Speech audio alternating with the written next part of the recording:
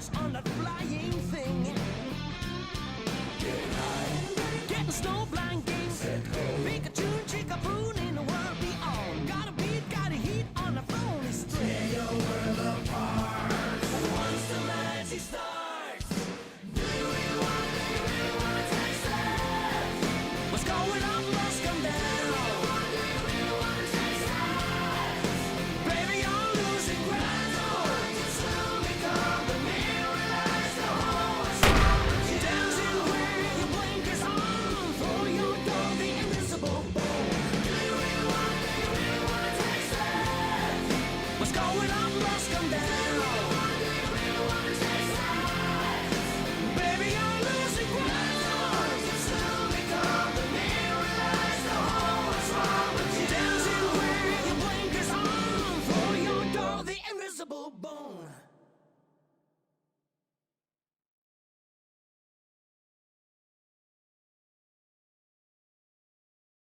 Great. This is Annie Chang, and you're listening to Monday Morning Critic. You can currently find my next guest on one of the freshest and best shows on television, Peacemaker on HBO Max. Welcome, Annie Chang. And Annie, thank you so much for being on the show today. Hello. Thank you for having me. So I've been dying to ask you 3 questions in particular, okay?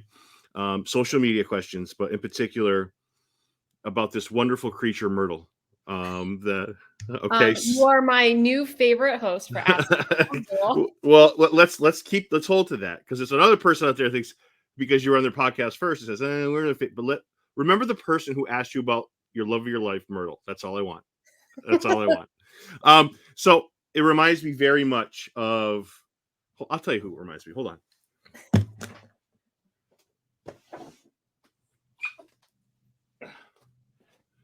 I heard. So. Oh.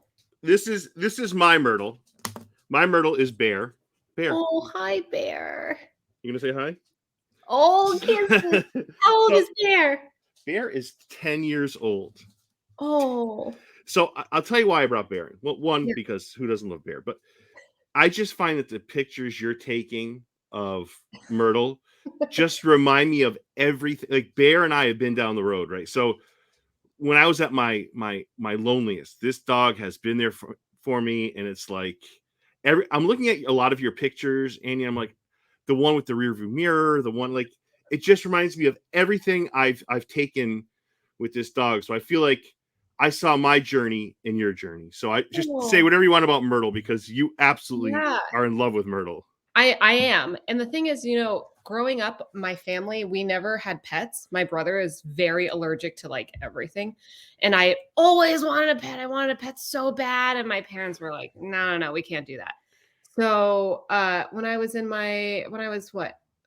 shortly after I got out of college, I booked I think it was like a McDonald's commercial, and I had like a significant amount of money, and I was like, it's time. So Myrtle is just, I didn't know it was Myrtle, but I've been wanting her my entire life, and I get it. You're absolutely right. I think people who haven't had a pet don't totally get it. Like, she has been with me through everything, through different boyfriends, through different states, through different phases of my life. And I'm absolutely in love with her. She's also about 3 pounds, so it's very easy to bring her everywhere.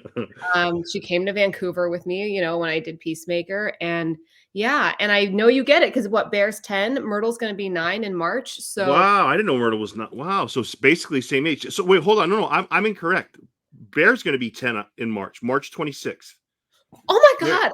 Myrtle's birthday is March 26th. Get out of here. Get out of here. You're lying. I swear on my daughter's life that Bear's birthday is March 26th. I will send you something. I don't have it with me now, but I have it, a photograph somewhere, but his birth certificate from Arkansas. Yeah. He was born on March 26th. I'm sorry, he's 9. He will be 10 next month. I'm sorry. Okay, great. Yeah, so he's exactly a year older than her. So they're meant to be. Yes. How weird is that? And I swear I didn't know that. I promise I didn't. Yeah, well, I don't know. I was like, how would you know that? I guess maybe I posted like, happy birthday, Myrtle, but I was like, that maybe, I don't know. So that's so funny. So have you had Bear since for that entire time? Yeah, I have. And it's just like, it's just looking at your Instagram, it was like, I just saw the memories, and it just all came pouring back from a personal point of view. Like, I get it. Like, I get it. Like, he's been through the birth of he wasn't there, but like the birth of my child, when I Sure. got married, the death of my dad. So he's like, this guy has been here with me the whole time. So I'm like, I see somebody in you that totally gets it. So it's refreshing.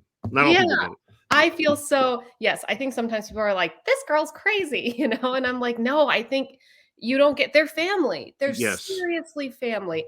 And in a way, I'm like, I haven't spent that much time with my parents in the last 9 years. I haven't spent that much time with my brother. You know what I mean? I have spent Yeah. way more time with Myrtle pretty much every day of her life, barring like a few vacations. You know what I Yeah. mean? So Yeah. yeah, well, I'm glad you get it. They're Yeah. so special. And I'll tell you why I get it even more like you, because when I grew up, my parents were all set with dogs, and no, we never had a dog growing up. Yeah.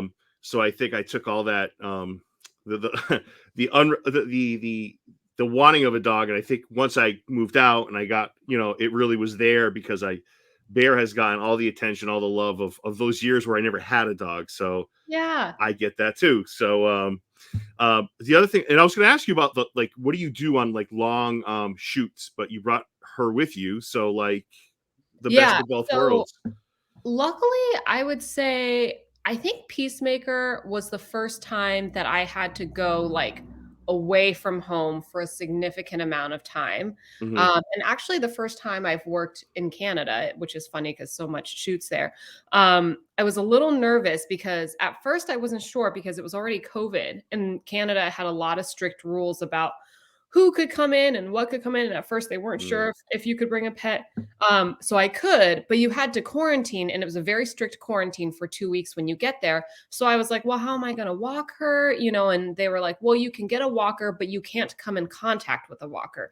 So at my walker, her name is Catherine. She was like the most wonderful human being in the world. She would call me when she was entering the building, and then I would take poor little Myrtle and tie her leash on the doorknob outside of my door Right. and just look through the little peephole to make sure that Catherine got there and took her because we couldn't, I couldn't hand Right.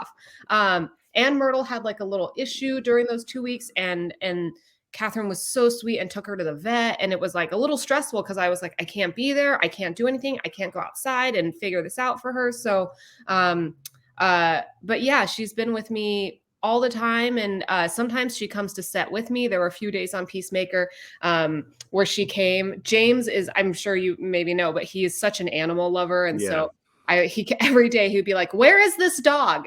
Bring this dog immediately. I was going to say, to hell with Eagly. When are we going to see Myrtle? I know, exactly. My Yeah. thoughts, exactly. The other thing I wanted to bring up is you're a big time sneakerhead. Like your sneaker game is your sneaker game is on point. On point.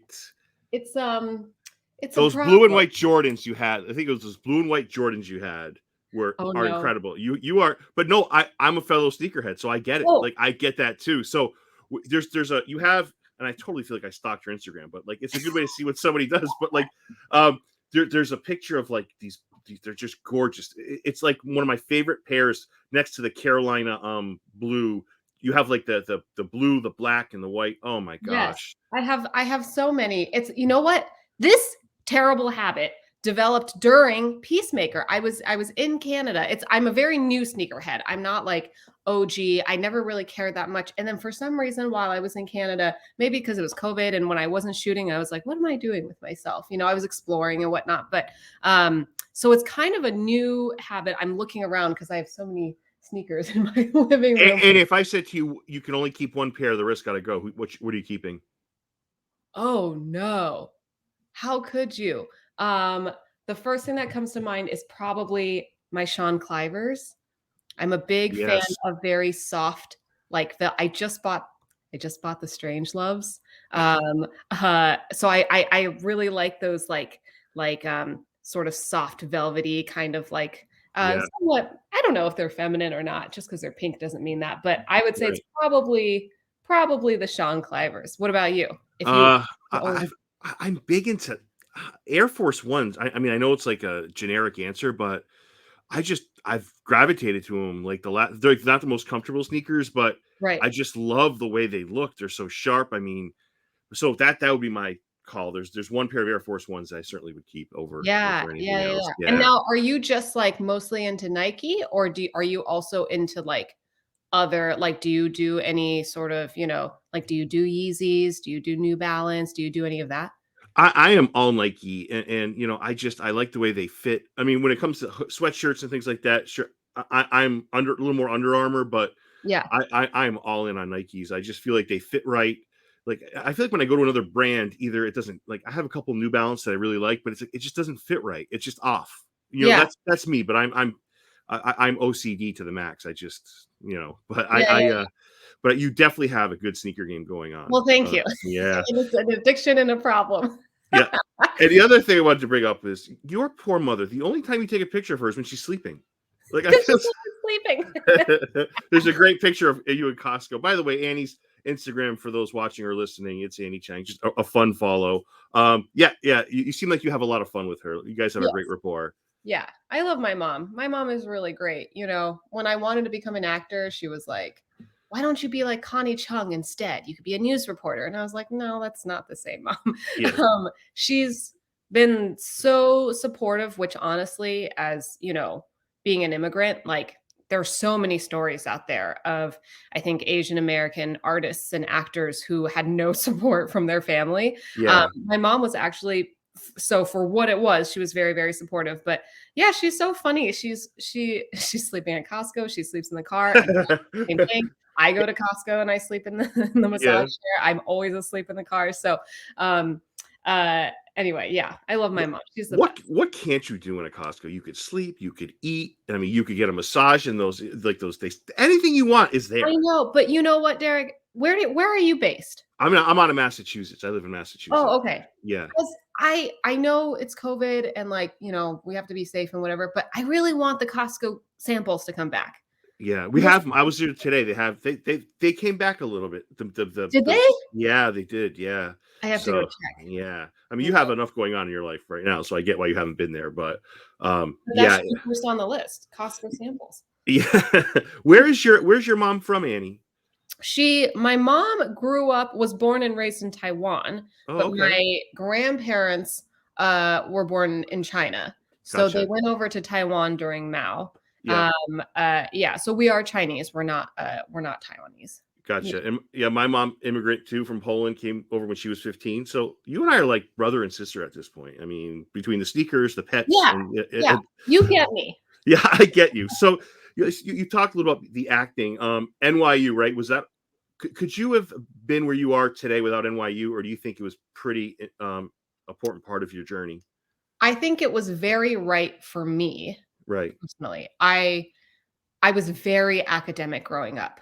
I did a lot of extracurricular activities. I cried the first time I ever got a B on something. You know what I mean? I was extremely academic. And so when I decided that I wanted to try and be an actor, I couldn't fathom going to a conservatory program, which basically means a rigorous acting training program, but you don't get a college degree at the end. So that was at 18, that was horrifying to me, and probably horrifying to my parents. So I think for me, I had a wonderful time there. I think that I learned a lot, but I also have seen many examples and do believe that it is possible if you don't do anything like that. I mean, NYU, it costs an arm and a leg, it's so expensive. And I would never want someone to believe that without something like that they couldn't do this, because you absolutely can. Right. No, I completely agree. What's a non-acting job you've had that's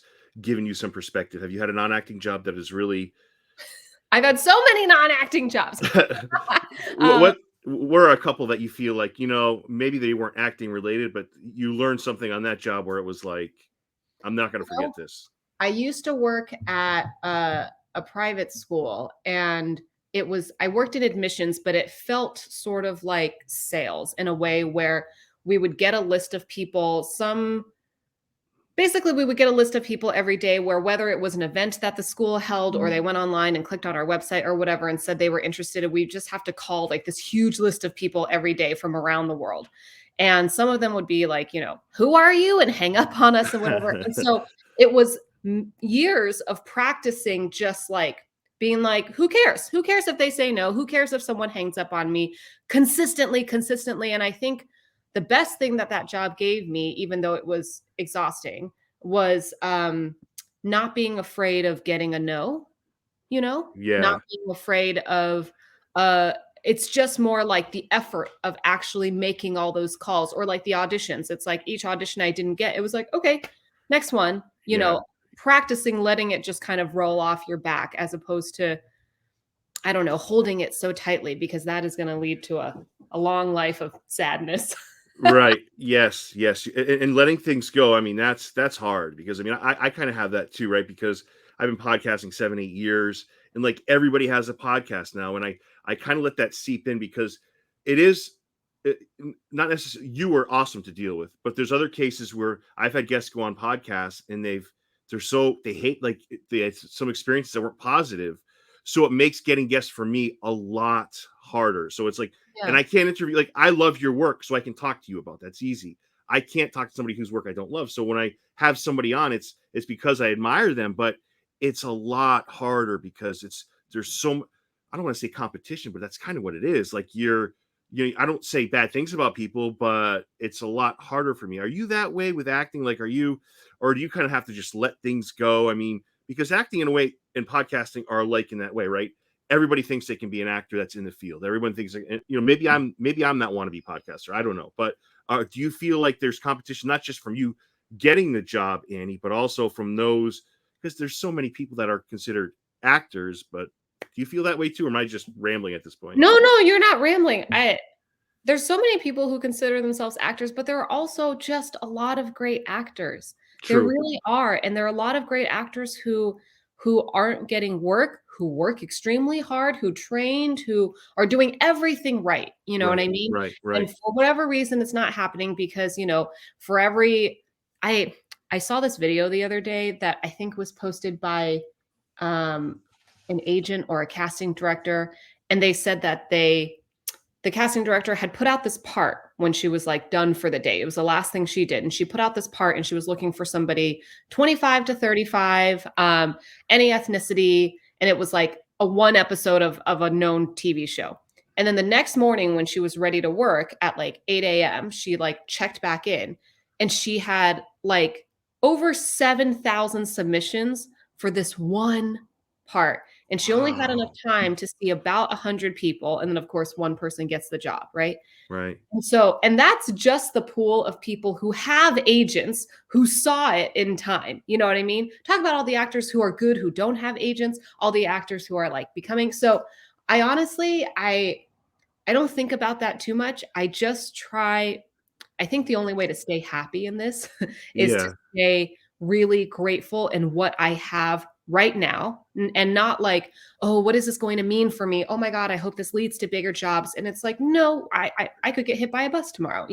What Right. matters is what I have right now. And what I have right now is this awesome show that's on. And I just don't think too much about like what is the competition or what's to come, or is this going to be hard or not hard? Because man, I think I'm sure I think Yes. it'll Yeah. just drive you crazy.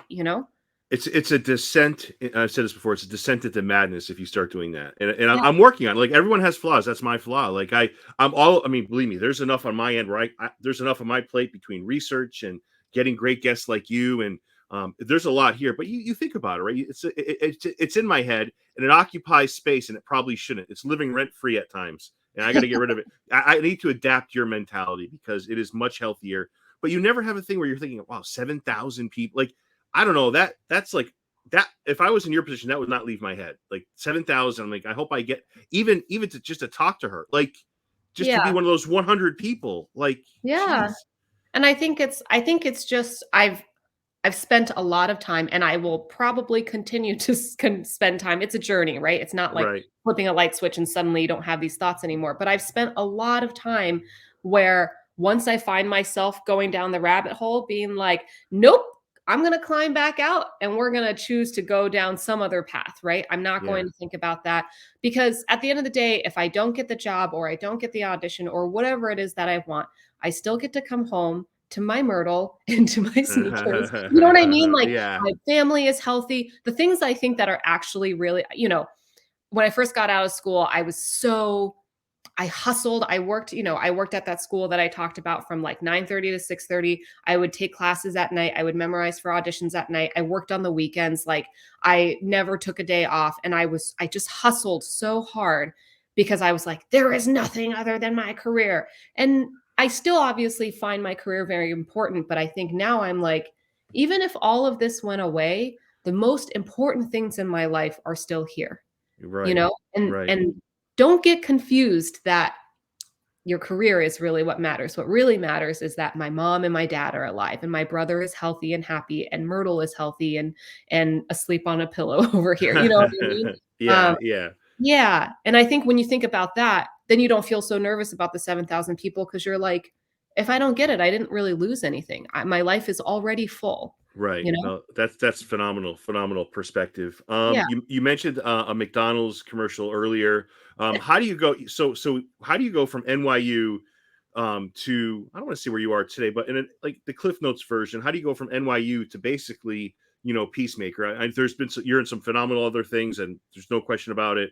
But those first few jobs, did you find were difficult to get the commercial shoots, things like that? Um, I In some ways, yes, it was very difficult, Hmm. It Hmm. still is difficult. I think no matter, what you get on your plate, I think that non-actors or outside in the world, they assume, "Oh, you got this big project. It's gonna be easy sailing from here on out."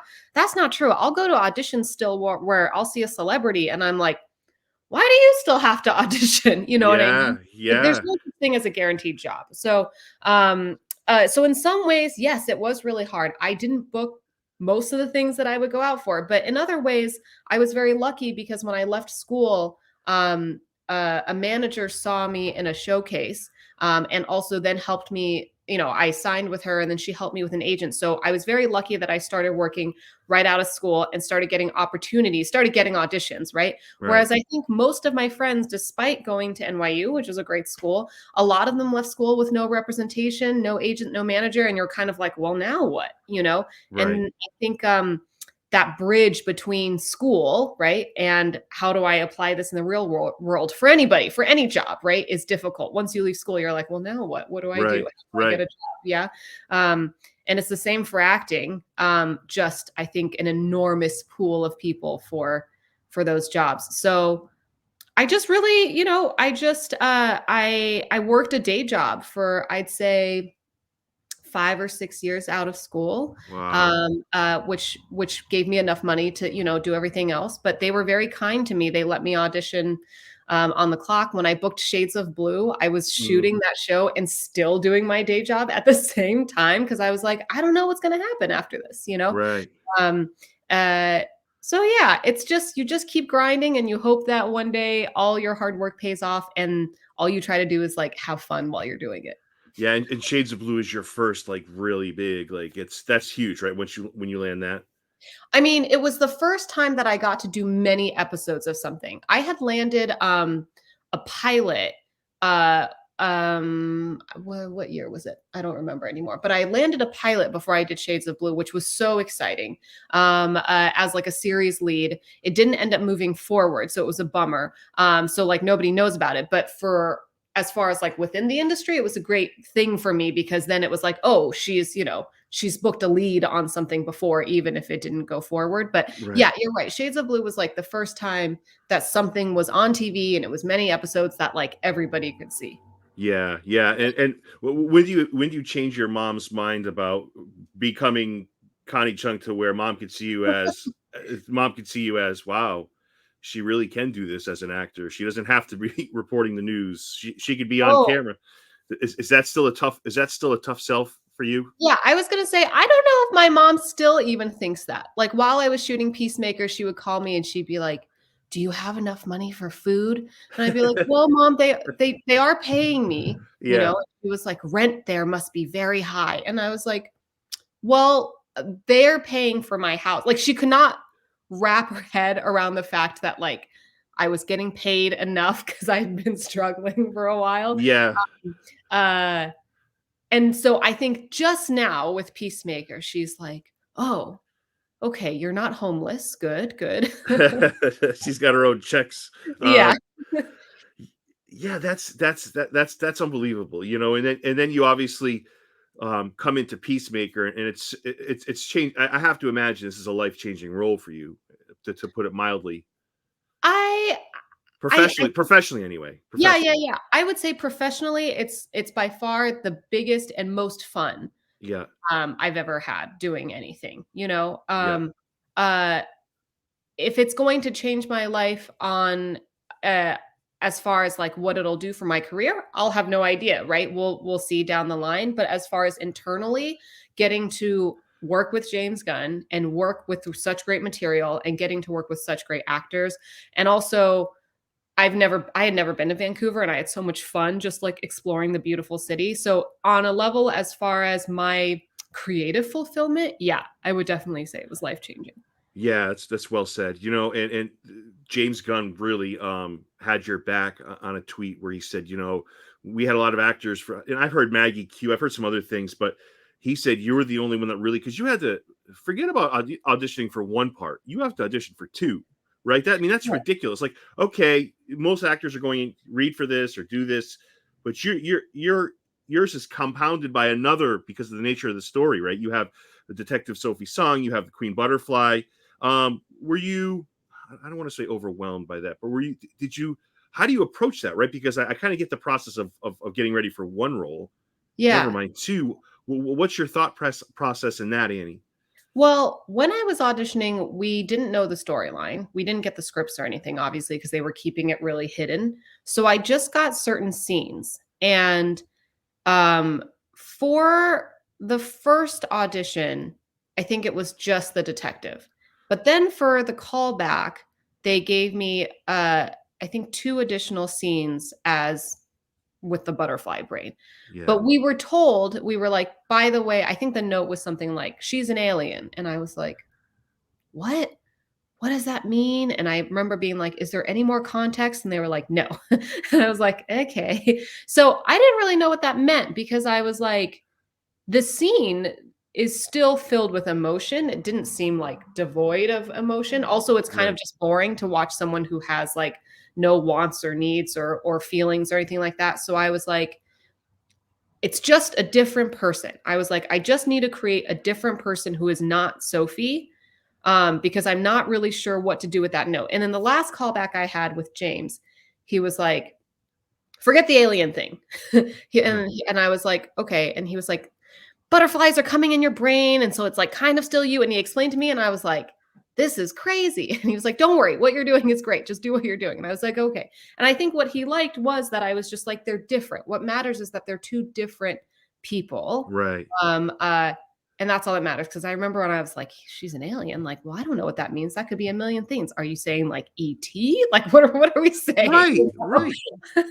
That makes it, Annie, that makes it even harder for me, you know, listening to you talk, because it's like one role you kind of get, right? The detective you Yeah, get, but you don't know the story, you don't know where he's going with it. I mean, before he says that to you, it's like, well, how do you, like, there's so many different levels of, you know, alien you can go, right? There's right. it's- that's that's difficult. That sounds to me like it's overwhelming, I guess, to some degree.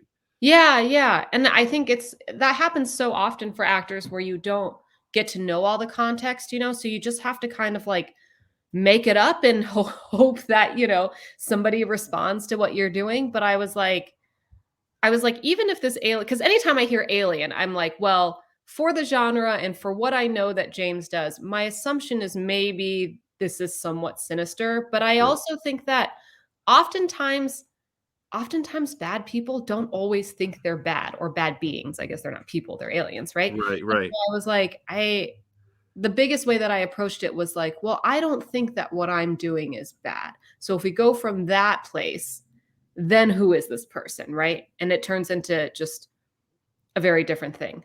I Right. There's some other things I want to say, but they contain spoilers, so I'm resisting saying them. Yeah, but hey, if you want to say it, go for it, because I don't think, I mean, if somebody's not caught up at this point, well, unless you're talking about the next I'm episode. talking about the finale. Yeah. Oh, Yeah, okay, yeah, I yeah. got That's you. why I Oh, was like, I can't yeah, you're open that being up. guarded. Yeah, I get that. So tell me what a James Gunn set looks like. Tell me what his style looks like. I mean, I have to believe he's a very actor friendly director. He strikes me Oh that my way. gosh. Yeah. I wish I could just work with James forever. He really is the the best the best director.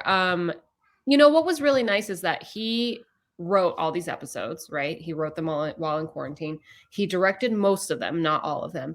And so when working with him, he knows exactly what it looks like. It's all in his brain. So he's not really like experimenting or trying things out. He just knows how he wants it to look. And so Right. his communication is very clear. Whereas I think sometimes when someone is directing someone else's writing, they're like, I don't know, let's try this. And then let's try this, which can be fun in its own way. But I Right. think it's nice to have real clarity. So the leadership, I mean, you could tell between him and John, like the leadership, the top was so great that I think everybody else was just like wonderful people. Everyone knew what they were doing. Everybody was always prepared. It was just a fantastic set to be on. But I think the best note that I've ever heard him give was I remember him saying this to multiple actors, but he would say, "You don't have to show me, just think it." And I remember when I had my call back with him, the first time I met him, I did this scene that's in the finale. And he said, "That's great. Can you just do it again and act like we're not here? Just you're not like performing it. You're just thinking it." And I was like, "Okay, sure." And I remember I did it and he was like, "Yes." And in that moment I thought, "Okay, I don't know if I'm going to get this or not, but I know that he liked that." Yeah. That, Yeah. yeah, that's got to feel really good when he says that to you, Yeah. Yeah, and it doesn't. I feel like this does because he clearly wants his choice of actors. He gets who he wants. He spent 9 weeks or 8 weeks writing this. So without James and his perspective, this all doesn't work. So I mean, when he says it, it's just so refreshing to hear you say it. And the other thing I've been thinking about as you're speaking is, earlier we talked about paths, right? Yours happened to go through NYU. I had Chuck on the show, who's plays Clemson Murn, and he's, Yeah. you talk about a path. Like this is a Shakespearean trained guy. I mean, he's delicious. Yes, he is so like you're. I mean, you're phenomenally trained too. It's just, and you're holding back on the spoilers. I talked to him a year ago, so he was really holding back on what he wanted to say. So it's just these wonderful. I don't think people when they watch these shows, Annie, realize the price that you pay to be where you are today. It's not like you just stumble on this audition like, hey, let's give Annie a shot. Like it's so many layers. It's so much. It's in the Yeah. training you've got. Like I don't think people on the outside realize. I mean, many do, but I think it's you guys take actors work very hard, and I don't think people Yeah. realize the gravity of what you guys go through for training. Yeah. Not only the training, but paying for the training and then, trying to juggle multiple jobs to survive. And, you're always auditioning. I mean, there will be weeks where you're auditioning 5, 6, 7, 8, 9, 10 upwards each week. And so you're memorizing. So the time it takes to memorize things and then perform them or tape them, then you have to have your own equipment, lights and a backdrop and whatever, and someone to come read with you. And you're not getting paid for any of that. You know Right. what I mean? So when you finally get a job, sometimes I'll have a friend, she's a pharmacist and she's like, "Wow, you got paid so much for this commercial." And I'm like, "Yeah, but it's making up for all the hours before that you never got paid." So Yeah. I really did the math. I'm like, it's the hourly wage is not great, Right. Right. Um, yeah, I mean, actors work so hard. I'm sure there might be one or two here that just fall into it somehow, but the majority of people are who do this. I mean, it's evident in this show. I mean, Chuck is such a hard worker.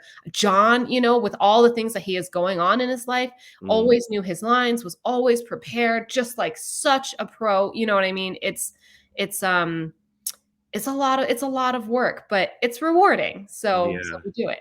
And the chemistry is just so great, and that's something that you can't teach anywhere. Like I don't care if you're Shakespearean trained or went to NYU, the rapport the cast has is evident on screen. So one of the things I want to say was the opening, right? Just the little things of Peacemaker. I feel like in streaming, like I don't know how old school you go as far as shows, right? So in the '80s, like you think of like Cheers and all these shows that had these wonderful openings, right? You would sit through the opening. Now Yeah. it's kind of skip intro, and there's a cool meme when it came to Peacemaker where it was they had Captain America. It said skip intro, and old Captain America was like, "No, I don't think I will." Like the people love watching this intro, Right. and I love it too. I think it's just so creative. It's like there's no T he doesn't cross, James, or James, I should say. The T he doesn't cross, I he doesn't dot. I mean, everything is important from the intro to an end credit scene. Like every detail is magnified, and I don't know. It's so refreshing to see all this. And I'm ranting a little bit, but No, I agree with you. And really, I think the end credit scene, I wish that was something that everybody does, because my God, if you look at those credits at the end, look at how many people had to work so hard to make this happen. You know what I mean? And they should get credit, and they deserve for someone to look at their name and see the work that they did and what they did on the show. And you wait for that because you also know that there's something fun coming at the end, right? But then you take, so maybe the first few times you're like, well, I'm just waiting to see the scene. But after that, you're like, well, what are all the things that people did? And you start really looking at the names and seeing just how much work goes into doing something like this. Yeah. I think that's what I love about it, is it sort of almost like forces and entices people to like give attention and credit to everyone behind the scenes who had to work so hard to make it happen. So I love that he did that. And I wish everyone would adopt that. Annie, I've never given end credit scenes. I've gone back and forth with them, but like what you just said, I've never even thought of before. Like the fact that you are processing who actually made this happen that isn't part of the cast. That's the gaff or the cameraman or or woman, whoever. It's just like you kind of just the magnitude of who's involved. You're right. It makes you sit through that and just kind of. That's such a great point, Annie. I never really thought about that. Yeah. And they deserve it. That crew is just awesome. The stunt team was awesome, and you don't even know it's them, and it's like, yeah, we should sit there and be like, wow, even if you're not, remembering every name, of course, just to understand the multitude of work that goes into something like this.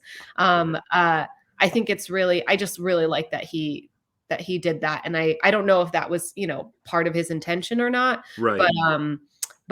But I think that is kind of just what ends up happening, is it makes people pay attention to that, which is nice. Yeah. And I've heard you say in other interviews that Vigilante is one of your favorite characters. Yes. I feel like with him though, Annie, you have to be careful because he's clearly funny as hell. He's very, as far as powers go on that show, he's very strong. I mean, that prison scene is one of the best scenes I've ever seen. Where he's just giving those rednecks just, the sarcasm and he's laying it on. And I have to say, though, it's almost like a challenge I feel like James has to face, because you don't want him to surpass Chris Peacemaker, because then you have a problem. But he's there. He's close. Vigilante. I mean, he's making you laugh. He's clearly he's a couple fries short of a Happy Meal for sure, right? Because he's a little, but it's just amazing because you have to be careful. You can't have him. So it's like there's like little like.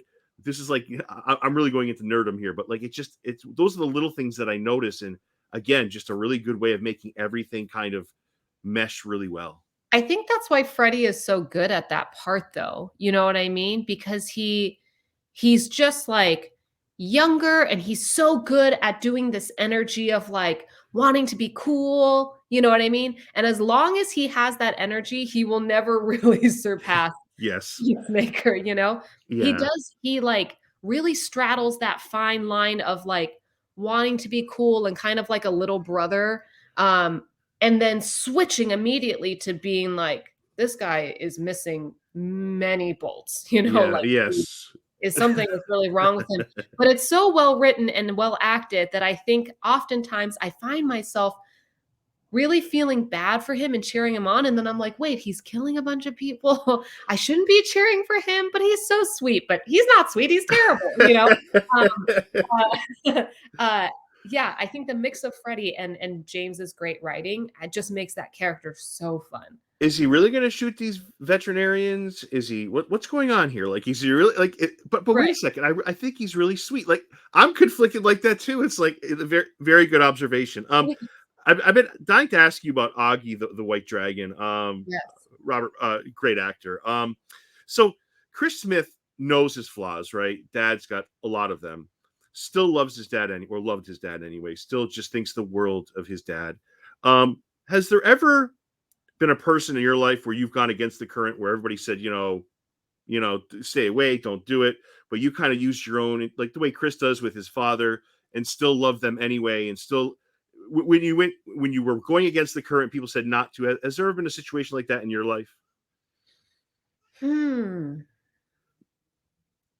You know, I have so many answers to that, but I think maybe the best way to put it is I don't think there was necessarily one singular person that comes to mind as far as especially nothing like within my family or No, anything no, like no. that. Yeah, I get it. Yeah, Yeah, yeah, yeah. yeah. But I will say that something, I don't know if this is quite answering the question, but um man, that day that we shot that prison scene where they're all hailing the white dragon was like so intense Mm, because I've actually even pre-COVID, during COVID, but pre-COVID, at my entire life, I think the first sort of racial incident I've ever had was when I was 10 and I was in a library and I asked a man behind the desk to check where I could find a book on Hawaii. mm, And he yelled at me to leave the library and said that I was the reason Pearl Harbor happened and that I should never come back. And he like chased me out of the library. And I was 10. And I remember being really confused because I was like, wait, but I'm Chinese. Like, mm, I didn't do it. Like, mm, why do you think I mm, did it? Anyway, so I've had a lot of like weird incidents like that. And that's the first one that I like vividly remember. And I think with the current climate of the world, I try really hard to come, even in those incidents, from a place of understanding and and love and empathy that like at the end of the day you are also just scared. mm, You know what I mean? And mm, which I can identify with.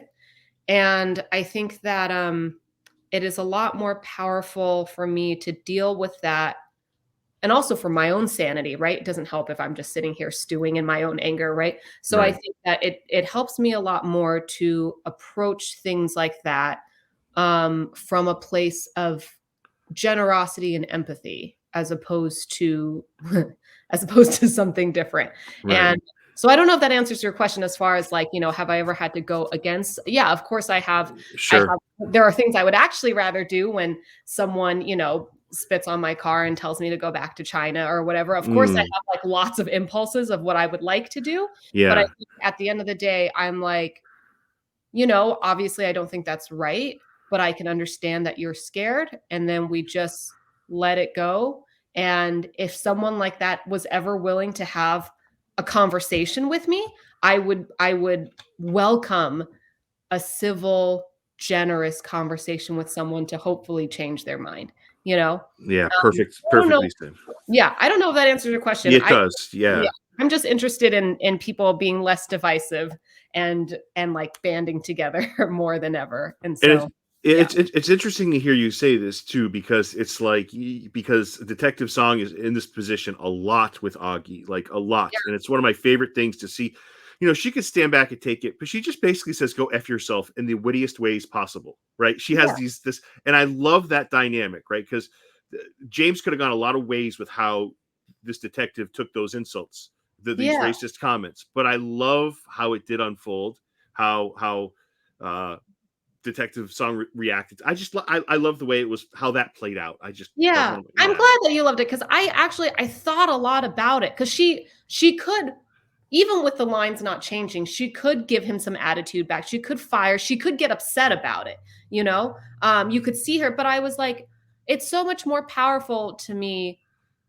And I was like, in my life, I've had so many racial incidents. Sometimes when they happen now, it's like it almost doesn't affect me anymore. And I was Yeah. like, as a female Asian, you know, detective, like I'm sure she's getting lots of stuff all the time. You know what I mean? So you're just letting it go by. It's not anything, it's not new, it's not surprising in any way. Right. Right? Right. So I thought a lot about like her reaction to that. And I think what I love about Sophie and what I love about the character is that she could totally just leave him in jail and she doesn't, you know? Um, Yeah. I don't know. I just think like she's a boss. Yeah, and I'm dying to ask you about a season 2, but I feel like that really comes into that next episode, which is, I'll leave that there. But no, I mean, you talked to working with John Cena, and it just seems like a wonderful set. And this, I have a couple theories on why, but why do you think this show is just blowing people over? Obviously, we talked James, we talked about the wonderful cast, Yeah. and I love the way DC comes from a point of, you know what, it's a hard R. We're going to show it. We're going to do what we have to do. Marvel has a different approach. It's effective, but in a different way. But why do you think this show works so well? Why do you think people have gravitated to the show? I think that what James does so well is he's so good at hitting on something that I think is really relevant, Yeah. right? Themes that are relevant, ideas, or just like things that are just what's a good example I could use? Like the fact that it's like the white dragon and sort of all the racial stuff in it. The show is certainly not about race, No, at yeah. all. But it is the topic that I think that there's a lot there to think about. So he's really great at touching on something important and then moving past it and making it fun, but also making it deep. You know what I mean? Right, So the right. fact that he doesn't, because I do think that, sometimes you watch something and you're like, yes, the world is racist. I get it. Yeah. I see it all the time. I don't also want to watch it on TV for an hour every week, right? I think James will just like touch on it and then he'll move on to something funny, or like that moment where John where Peacemaker kills his dad and he's like sobbing there, and I was like, oh, I was watching it and I was like, this is so intense, and then immediately he's like, Vigilante goes, you probably shouldn't do your facial exercises right now. It's not like James doesn't let that moment sit too long, Yeah. And I think that we've all, the whole world's been in the middle of COVID and so many other things. I think that people are tired and need a little bit of a release. So the fact that James doesn't sit in those moments for too long allows people to like come back to a joyous place in the show. Yes, Yeah. yes, so well. So, and it's amazing because he doesn't sit in the place. You're right, but he Yeah. also stays in just enough to show you the humanity in it, and then Yes. I'm out. Like just It's like not what you fluff. just said. You got it. Yeah. So my last question for you is, and thank you for all this time. You're such a wonderful Of person course. for this. Thank you. So I was watching the last episode of Book of Boba Fett, right? And I feel like there's an unhealthy element in the Star Wars universe, right? Because Robert Rodriguez directed that last episode, and Star Wars fans were unhappy about this. And I'm not saying you can't be critical about a show because that's normal. But I feel like Star Wars fans, that universe, which I am a big part of, complain about a lot. It's like, please let people. They were horrible to Rian Johnson. Like they're horrible to so many of these people. So at times acting very much like spoiled brats. It's nonstop. Where's that line, right? So I feel like when are you a fan who has something to say, and when are you somebody that's just an a-hole that just is never going to be satisfied, right? Because there's like, I'm sure there's people that even tell James Gunn, I wish he did. I mean, I can't see it. I can't see possibly what during Peacemaker they could have changed. It's so perfectly done. But where is that line of, okay, this is unhealthy. This is not fun anymore? Because I forget Twitter. Like I couldn't even go on Twitter after. I mean, I was reading a few comments. It's like, you're ruining my day from these comments. Like, it's just terrible. Right. Like, I mean, so where's that line, Annie? I don't know, because on one hand, I think it's so, in a way, honestly, it's so cool that someone can care enough about this, honestly, totally made up thing to have such a strong, visceral, emotional reaction to it. And coming from, I think, isn't that, at least for me as an artist, it's like, at the end of the day, what we really want is to get someone to feel something, right? I think the worst thing isn't like being a bad actor. If I do a really bad performance, I would much rather you hate my performance than be kind of neutral about it. Right? If you're just neutral and have no reaction to it, to me, I'm like, ooh, I think that's actually worse than if you just either love or hate my performance. I just want some sort of reaction out of you, right? And so in a way, I think it's almost like, that's cool that you love it so much that you're so convicted about something, right? Yeah. And I'm not as, I guess, well versed in how riled up Star Wars fans can get and how vocal they can get. But I know that there have been not just Star Wars, but I think, many projects in the past where people have all sorts of opinions. And I don't know. I think it's in a way it's really cool that you're getting so worked up about it. And then I just there is a line though where I think it's like, okay, are you voicing an opinion adamantly, or are you now just cyberbullying? Right, You Yeah. right. Or projecting from someplace that's not movie related. Are you so miserable in some regard where it's like, come on, enough is like, I don't know. I guess when it gets to a point where you're right. There are people that are sincerely passionate and just want to see their wonderful stories just unfold the way they would like. That's great. But I Yeah. think there also is a point where it's like, okay, just that's enough. You know what I'm saying? Yeah. Like, Yeah. but so The best what and worst thing about Twitter is that everyone gets a platform, right? that's right. That's right. What can we expect in this last episode without spoilers? What do you think people will think if you could speak in generalities? Is that too tough? Uh, everything I want to say has a spoiler. I will say that I think that while this last, everyone knows that shit's gonna go down, right? I Yeah. mean, you can tell, like they gotta go get the cow, right? So that's not a spoiler. Yes, you're right. Shit's gonna go down. But I also think that maybe what is expected is that it's going to just be an action packed explosion of a finale, which I think it is. But I also hopefully I think that there is a lot of heart in it. And I think it also touches on just lightly, real quick, on some big issues in the world. But it's gonna be action packed, it's gonna be funny, but we're not gonna lose the heart in the end, is what I'll say. Very nice. And is playing evil a hell of a lot more than playing good, like good? Is that It's fun because I never get to be evil. right? Nobody ever casts me as a villain. So when I didn't know that this was going to happen in the script. I didn't really know the story. When I got all these scripts, I was like, I get to be Yeah. bad. I'm never bad. So yes, I will say that it is extremely fun. But I think while I was playing it, I didn't see myself as evil. Right. And you will learn more about that later. Annie, are they going to air it on Super Bowl night, or are they going to skip a week? Because sometimes shows will go away from the Super Bowl. I have to check. It's shame on me I just thought of this. Like, I wonder if they're showing it the same night of the Super Bowl, because I don't know if that affects viewership or I don't know. I think it should be coming up this week, but Okay. yeah, that's a good question. I don't know. Okay, Annie, thank you so much. What lies ahead for you? Anything you want to throw out there? Yeah, I'm actually right after Peacemaker ends, I'm in a show called Super Pumped. It's going to Very be on nice. Showtime. Yeah, it's based on a book written by Mike Isaac. It's a true story regarding sort of the rise and craziness and fall of Travis Kalanick, who was one of the founders of Uber. Gotcha. Crazy cast. It's like Joseph Gordon-Levitt, Uma Thurman, Kyle Chandler. It's a really wonderful cast. So if that sounds like your jam, It does sound like my jam. Is it a series or is it a movie?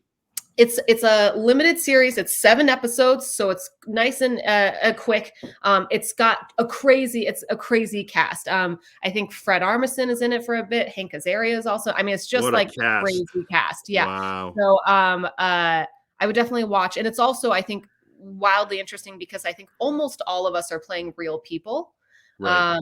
who actually currently exist. And there's also a lot of, I think, responsibility in that, but it's a wild, crazy story. I never knew anything really about Uber as a company before this show, and then after getting the part and reading about it, it's just wild. So, Well, you got me interested. So yeah, absolutely. And I'm happy for all your success. You've earned it, and thank you. I can't thank you enough. Yeah, thank you. Thanks for introducing me to Bear too.